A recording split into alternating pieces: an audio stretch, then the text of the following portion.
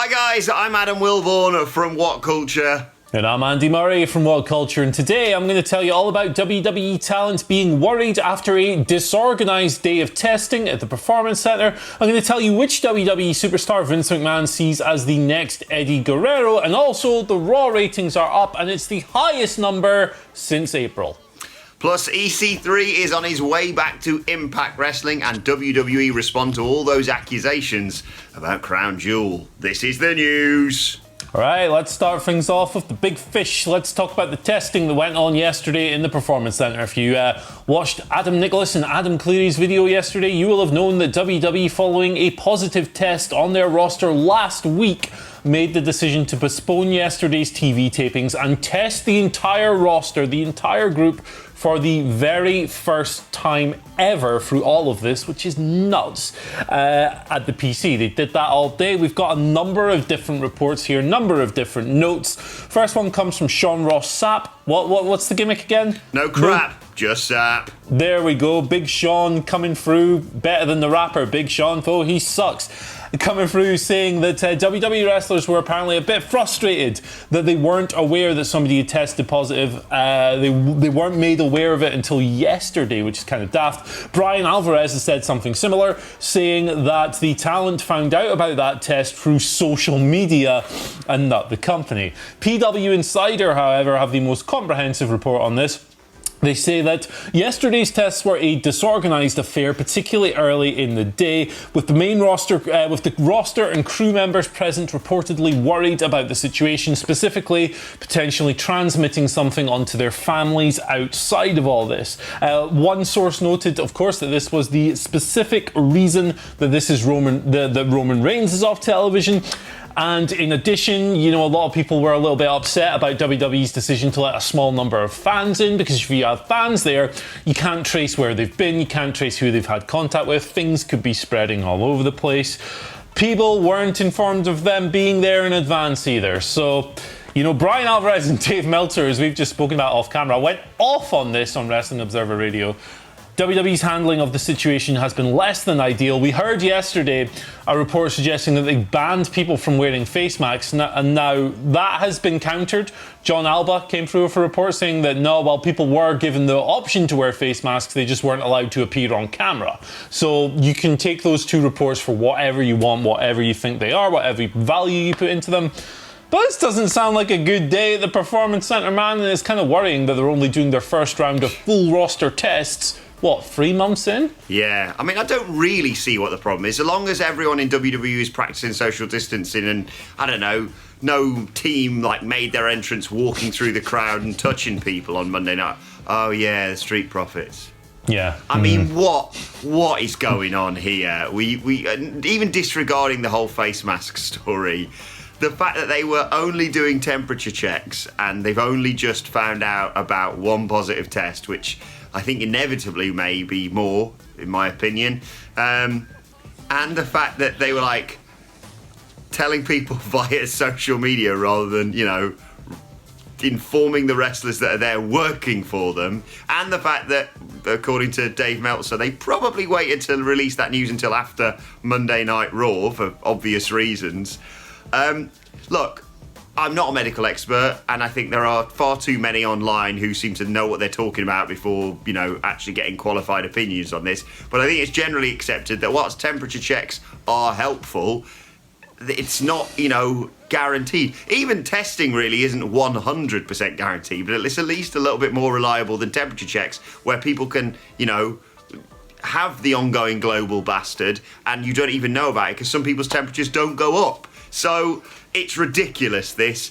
And as Alvarez, as we mentioned, and Dave pointed out, this could get really bad really quickly for WWE. Not just, obviously, most importantly, in terms of talent getting ill, but in terms of public perception. This is, again, another case of WWE benefiting from the fact that kind of the mainstream media disregards WWE, and UFC has kind of taken the brunt of criticism when it goes to regards to continuing shows. But if this, snowballs, they could be in real trouble. Yeah, the thing is, like, tests aren't infallible. I think, like, at one stage when you are infected, like, for the first 4 days, the tests are only like 33% likely to pick it up or something. Like, that likelihood increases as time goes on and stuff. And, you know, masks aren't infallible either, and social distancing isn't perfect, and plexiglass sure as hell isn't. But, like, you know, these are all little steps that you can take to not eliminate the risks, but mitigate them somewhat. And it's kind of worrying that the biggest promotion in the goddamn game isn't even taking the tiny little effort to make those steps. It's, you know, even no promotion is 100% safe at the moment, right? There's things you can criticize every single company for through their handling of this. Every single one, apart from Ring of Honor, who aren't doing anything. But there are levels to it as well, and I hate reporting on this stuff. I really do, man. But WWEs are Stone Age. Especially when someone like Ric Flair was in attendance on TV on Monday night. You know, we buried AEW for using Jake the Snake in the midst of all this, and it's kind of akin to using Ric Flair in this scenario. Worrying times. The health and well-being of your employees, staff, family should be first. And like you say, this is the reason why Roman Reigns ain't going anywhere near WWE for the next few months. But let's move from WWE over to Impact Wrestling, because that looks like where it is going to be. We are going to see EC3 next. This was seemingly confirmed on last night's episode of Impact. Of course, Moose, former WCPW legend for us, of course. He's declared himself the TNA champion in the absence of Impact champion Tessa Blanchard. He defeated former LAX man Hernandez last night, but instead of Moose's entrance theme playing, EC3's played instead. Now, I sincerely doubt this was sort of a production snafu, and we all seem to sense that this is a hint towards a return for EC3, potentially challenging Moose for that original strap. And I like this. I think it's the right decision for EC3. It's a real shame that things didn't work out for him on the main roster, at least. But a return to Impact Wrestling, considering how well he did previously there, seems the right decision. Yeah, it's where he was at his best. It's where he was at his most prominent. It's where he did his best work. It's as close to a no-brainer as you'll find in the current times, I think. And, you know, the Impact situation is they're advertising a former world champion for the Slammiversary pay-per-view. That's in the middle of August. I think it's the 18th. Please correct me if I'm wrong. The WWE non-compete, the 90-day non-competes expire just a few days before that. So it all sinks in perfectly. Be cool to see EC3 back there. Hopefully happy, hopefully just getting paid, doing work that he finds fulfilling, making the mark in the business again, because that last year or so in WWE was pretty farty. Yeah, we saw, of course, previously we reported on TNA, how dare I, Impact hinting at a new number of former wrestlers that were released by WWE, including just a big picture of a Bulgarian flag a while back promoting Slammiversary, but it looks like it could be EC3. And yeah, the right decision. By the way, love what Moose is doing with this, just claiming his world champion gimmick. And yeah, best of luck to EC3 over there. Exactly. Let's pivot over to the Raw ratings. They're pretty good. The highest number since the post-WrestleMania 36 episode. We're talking 1.94 million viewers on average across 3 hours. 0.53 rating in the 18 to 49 dynamic, which is the exact same as last week. The drop-off between hour 1 and hour 3 was a lot less steep than usual, which suggests that more people wanted to stick around for the Christian and Randy Orton storyline that was paved through the show. It's a good little number. There was no post-backlash. It seems people came out of that pay-per-view feeling good, feeling fresh. The greatest wrestling match ever. Wasn't the greatest wrestling match ever, but it was really damn good. The Randy Orton stuff on Raw with Christian was fantastic. I've seen a few people go, they do Christian dirty, they buried him. Thought it was a great use of a guy who probably can't wrestle ever again. Personally, I think the rating was warranted. It was a good show coming off a mixed pay-per-view, but that main event was pretty damn awesome. So, hey, man, upturn. Good. All down to ninjas. Or, you know, like you say, that great storyline they spread throughout the show with Christian. Very interesting to see Vince's reaction. I saw a lot of people tweeting saying, I wonder what Vince thinks about Christian, the guy whose face is so hideous he wanted to cover up with a blue dot. Although Vince will probably say, no, we had Charlotte in one segment backstage with her dad. That's why we got such a good rating. Obviously, it's not a fantastic rating in terms of years ago, but an improvement, and like you say, it's good to see it not spiralling down, and hopefully a trend of more things to come, because if they can retain that, they've got 2 championship matches next week, hopefully the crowning of a new women's tag team champions. I'm not even going to do it today, I'm just going to hint at it. Just drop it. But but yeah, great news. Right, let's move over and talk Crown Jewel. We've been reporting a lot of conspiracies, accusations, and the real reason they were stuck in Saudi Arabia following Crown Jewel. And WWE have issued a response. And now I will warn you, this is very dull legal talk. But I promise, if you stick around, we've got something amazing to come. So anyway, WWE issued a statement through their lawyer Jerry McDevitt, who says after the court appointed a third law firm to be lead counsel, WWE provided all 3 law firms with specific detailed facts, of course all about Crown Jewel, from the persons with actual knowledge of the situation, including the phony allegation about the plane. The first 2 law firms then dropped their lawsuits to avoid sanction motions, but the third firm chose to ignore the specific facts they'd been provided and instead cited an unnamed disgruntled former wrestler with no knowledge of the facts. WWE is preparing its response to the lawsuit and will be moving to have it dismissed. So, in summary, in normal people talk, 2 law firms went, yeah, there's no real case to answer here for the real reason they were stuck on the tarmac rather than issues with the plane, which is what WWE said. One of them had the accusations that we've reported in the past, and WWE going, well, that's bollocks, and if you keep saying that, then we're going to be suing you, effectively. Yeah, I mean, Jerry McDevitt, WWE's lawyer, he's a spin doctor like a veteran politician. I would trust that man less than a chocolate teapot. So the kind of expected response here, I think, it is what it is, man. It is what it is. He's like a spinning top, that guy.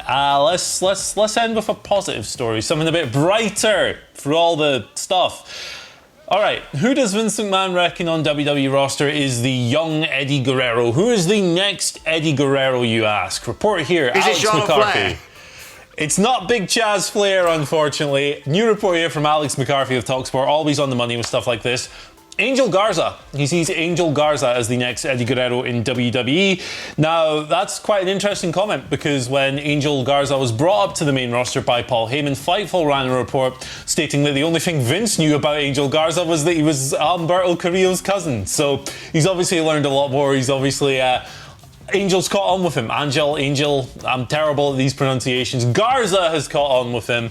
He's a big fan of him now. Bodes really well. There are plenty of similarities. Charisma, personality, style of wrestling, athleticism, kind of weird sleaziness. I think they both have that element about their character.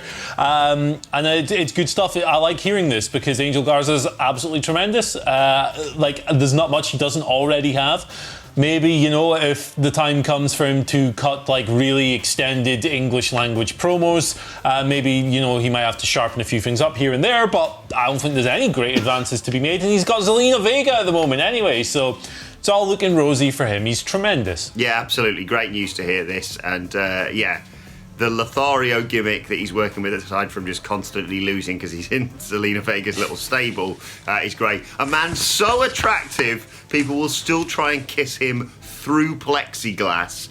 Best of luck to him in the future. Like you say, hopefully this will bode well for more stuff, because I think he's phenomenally talented, and yes, he's got that it factor. You're right, Andy. Right, let's move on to your Twitter questions at WhatCulture WWE. Of course, if you want to get in touch with us. First question today comes from Silverblade on Twitter, who says, what would you guys consider the most underrated or underappreciated rivalry in wrestling history? Oh, man,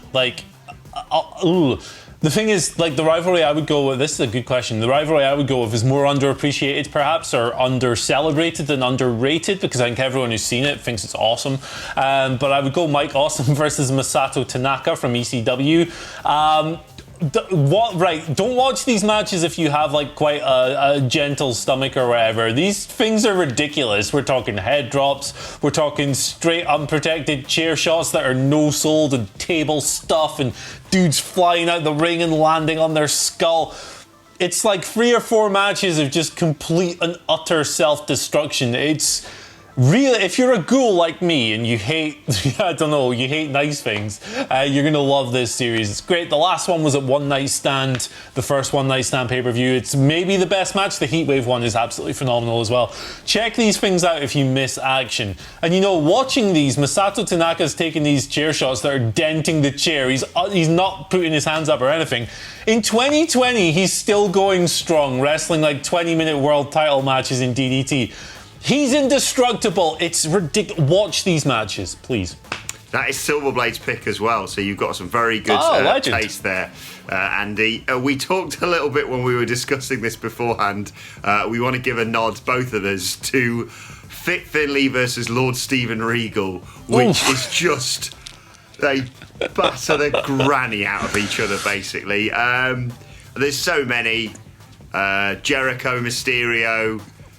John Cena, Randy Orton. I'll just go. The Rock versus Triple H. Triple H versus Randy Orton. Triple H versus Batista. Just Triple H. No, I'll go with Edge and Kurt Angle. I love that. I love that rivalry and that feud. I think that was spectacular. So I'm going to go with that. But let us know in the comment section your underrated or underappreciated rivalries. Second question today comes from Death Valley Passenger, who says, what are your thoughts on New Japan coming back before crowds are allowed? Does this change their babyface promotion status, or are they going about this the right way, crew in masks, disinfecting between matches, etc.? Well, it's a tricky question, because you can still make the argument that no promotion anywhere should be running anything, let alone with or without fans. However, the situation in Japan is now much different to the situation in the United States. The numbers are way down. Go and look at the graphs. Their curve has gone up. It's been flattened. It's come all the way down. And now they're back to close to where they started. The state of emergency there has been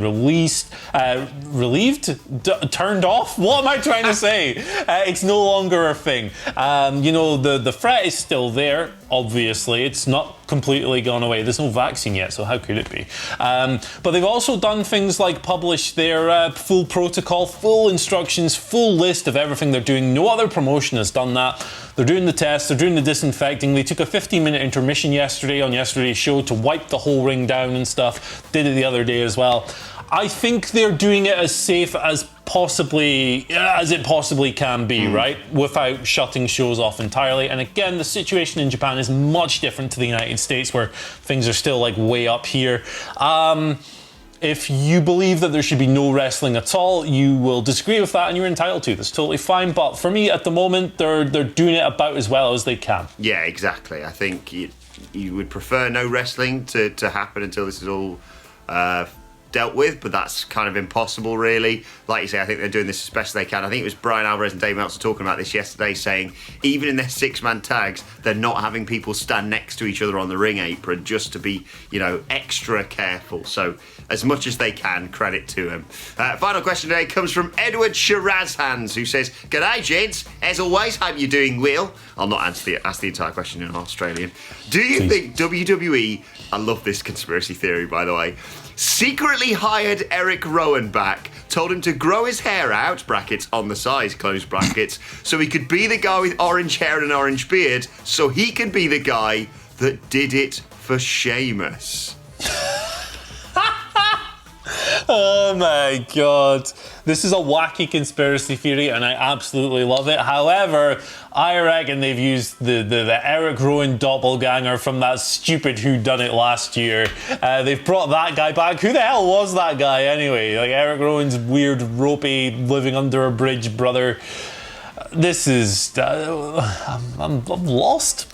As always, though, if it just does turn out that it was, because I know that it was like, they blamed Jeff Hardy for it, and then he said, no, it was Sheamus that did it. Sheamus kind of went, I don't know what you're talking about, fella, right?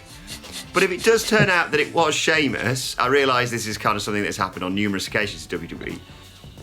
Why isn't he being arrested? Because, Elias is legitimately injured out of competition as a result of his actions. Even if he was pretending to be Jeff Hardy, it's still illegal. It's still illegal. But yes, I hope that there's something like this silly conspiracy happens, because I really I'm enjoying what's going on SmackDown at the moment, if I'm perfectly honest. I think they're doing some wonderful, wonderful stuff. Right, let's move on to today's and finally. And I promise you, if you sat through that boring legal talk, something amazing.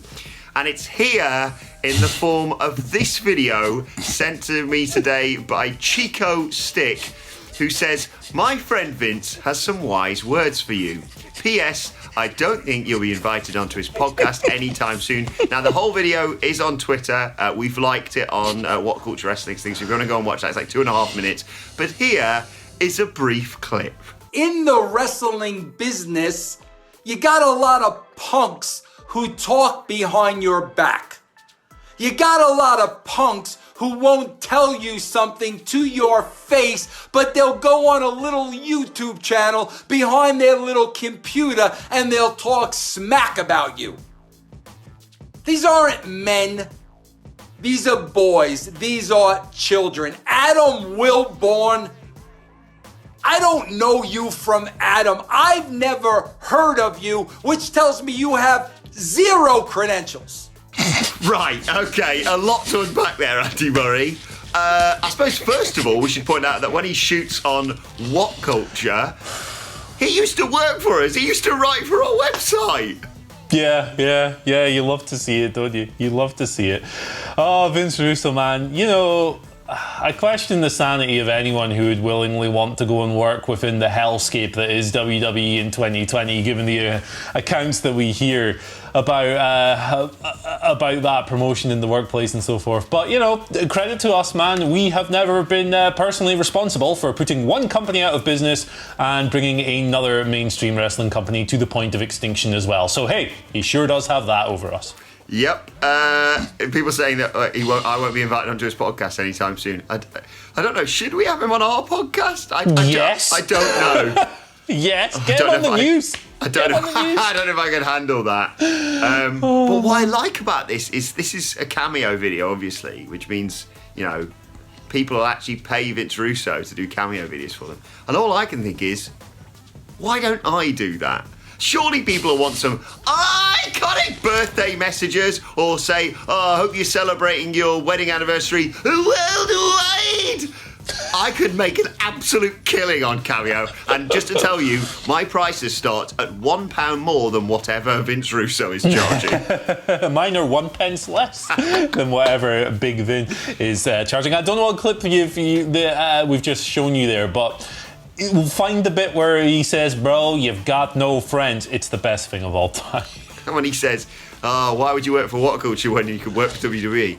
I like working here. Yeah, job security, fun, enjoyment, not being on the clock 24 hours. I don't know. There's a few reasons. God. Anyway, let us know your thoughts. That was mad. Thank you so much for that Chico stick. It's very funny. Legend. Thank you, Chico. Let us know your thoughts on that and all today's news stories in the comment section below. Don't forget to like, share, and subscribe. And subscribe to WhatCulture Wrestling on either iTunes, Spotify, or wherever you get your podcasts from for daily wrestling podcasts. Myself and the Dandy Boys previewing the Wednesday Night War a little bit later on today. Plus, you can let us know your thoughts, Twitter questions, and check out that full Vince Russo video at WhatCulture WWE on Twitter. Whilst you're there, follow both of us. You can follow Andy Murray at Andy H. Murray. The H stands for hated by Russo. You can follow me at Adam Wilborn. Follow us all at WhatCulture WWE. But for now, my thanks to Andy Murray, to Vince Russo. Thank you for joining us, and we will see you soon, bro.